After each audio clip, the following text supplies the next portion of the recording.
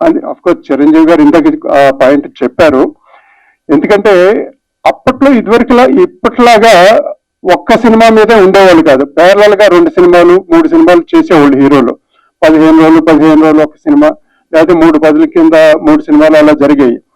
So దాంతో continuity అని దానికో ఇబ్బంది వస్తుందని మేముగా అడగలేదాన్ని. సార్ గడ్డం యాక్చువల్గా కౌబాయ్ అంటే రగ్గడ్గా ఉంటే బాగుంటుందండి, గడ్డం పెంచుతారని అడుగుదాం అనుకున్నాం కానీ బట్ పక్క సినిమాలకి కంటిన్యూటీ ఇబ్బంది ఉంటుందని మేముగా అడగల. ఆయనే ఆ డెసిషన్ తీసుకుని ఆ రియల్ కౌబాయ్ ఆ రగ్గడ్ లుక్ కావాలని మాకు ప్యారలల్ గా ఏంటంటే జగదేక వీరుడు అతిలోక సుందర్ జరిగింది.